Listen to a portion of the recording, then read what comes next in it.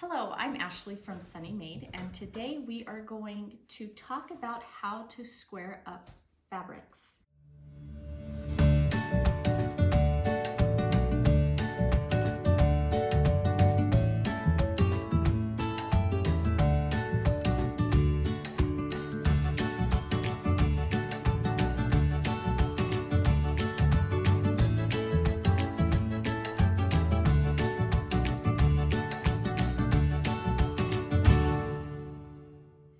You will need a cutting board, a ruler, in fact, a couple sizes of rulers, a nice square ruler, a rotary cutter, and of course some fabric. I'm gonna go over how to square up fabric that's been cut at a fabric store, as well as how to get started with a bolt.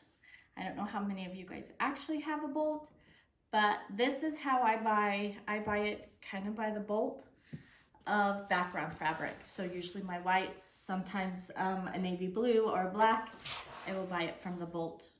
And if I do it right, I can get a fabulous sale at Joann's. We are going to start this one with a piece that was purchased at a quilt shop. This is actually a half yard that I had cut. It's a really pretty fabric. It's called Wanderlust by Benartex. And first of all, I want you to realize that even if you have it cut by a quilt store with a nice ruler and rotary cutter, when you get home, it may not be that same way. So first I'm going to trim off this salvage edge since it's only a half yard, and it's super easy to do that. I'm going to put my fabric right here. I have a nice long ruler that I like to use, and I want to make sure that I get both white edges on each side. So I'm going to just line this up here. Make sure it looks fairly even all the way across, and trim off that salvage edge. What's nice about this is that now you have a nice straight line to work with. I'm then going to move it so that my straight edge is down here at the bottom, and I'm going to take one of my lines and line it up right on the edge of that fabric. Scoot it over until it hits this edge. I don't want to be trimming off a whole ton.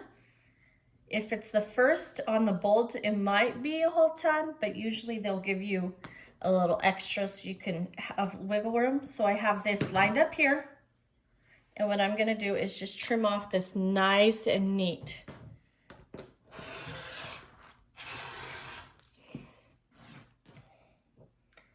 All right, so now that this is all trimmed up nice and straight, we can actually cut our blocks. Now I'm actually going to do it from another piece that I had already trimmed up. One of the tips my mom recently gave me was that when you go to trim for your fabric, you need to make sure you're very precise, because it'll make sure it's all nice and precise later on down the road. So if I were to, let's say I needed 5 inches, I have a nice straight edge down here, a nice straight edge down here. I have lined them up with the lines on my cutting board. And if I wanted to do a nice 5-inch strip, I would line up a line along the bottom and along the side here, and I would give it a nice neat trim. However, what I need is an 8-inch strip. So this is my 3-inch line, and this is why I really like this size of cutting board. It's a 23-inch by 35-inch. I can turn it this way and I can see my numbers both on the top and on the bottom. And so I need 8 inches. So 8 plus 3 is 11. So I'm gonna go with the 11-inch line. I'm gonna line up my ruler here, as well as up here with those lines. And I'm gonna line it up here because that also makes sure that I know that I'm giving a nice even cut all the way around. Oh, be good if I got my blade out, huh? Now, if you are right-handed, you're gonna put your ruler on the left side, hold it down with your left hand, and cut with your right hand on the right side of the ruler. If you are left-handed, it's gonna be the opposite. You'll figure out how much you need and cut this way. Oops, see, and I didn't even know what I was doing because I've never cut left-handed. Okay, the next thing I'm gonna do is we wanna trim these into 8-inch squares. And I need 2 8-inch squares from this beautiful yellow fabric. And I'm gonna actually use this square because it's so much easier.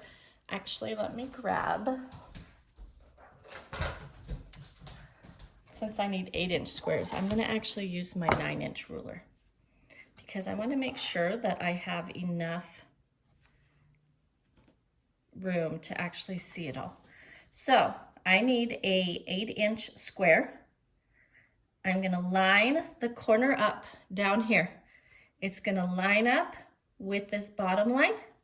And see, I'm already gonna make it too big. And then with my 8-inch ruler line. This is why I like to have just a little bit of extra room, a little bit bigger, because I have a little bit sticking out here, a little bit sticking out here.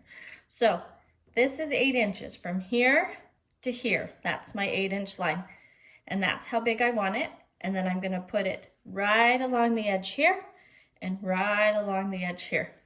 And so when I'm done, and I'm done cutting, I have move that out of the way, 2 8-inch squares.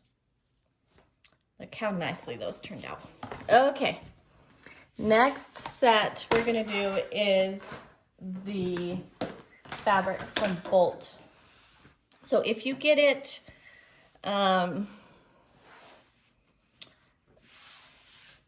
when you're using background fabric, you're gonna have usually need a lot of fabric. So this would be good for that.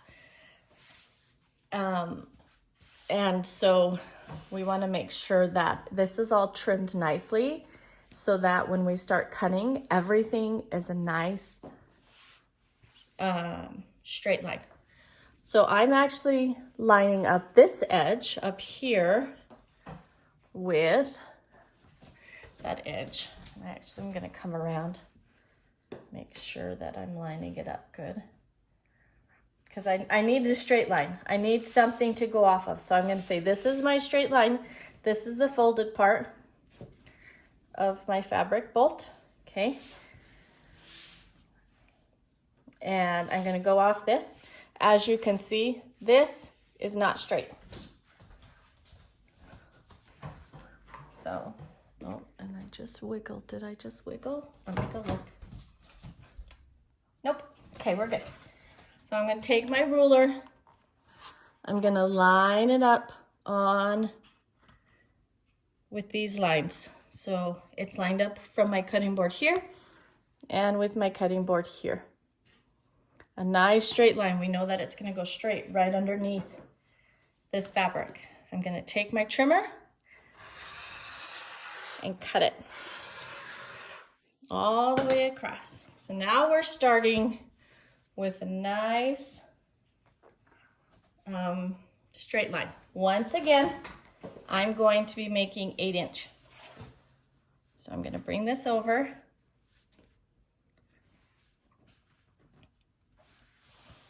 I'm gonna line it up here along this line.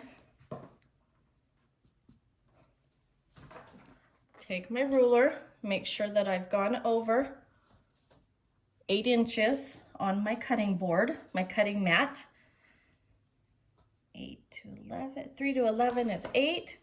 Line it up down here, line it up here. Now, it's very important to make sure that your ruler doesn't move while we're cutting. So one thing you could do is use a weight, like a 5-pound weight or something would be perfect down there. This one we haven't trimmed the salvage off of. So it has little dots. Do you see the little dots? And we are going to start by trimming those off. And then we're going to be making 8-inch squares. Oh, there's that smaller one again. See, this is why I like all kinds of different squares. I'm lining it up nice and straight along the bottom. Let me move that over towards the middle more. Trim here.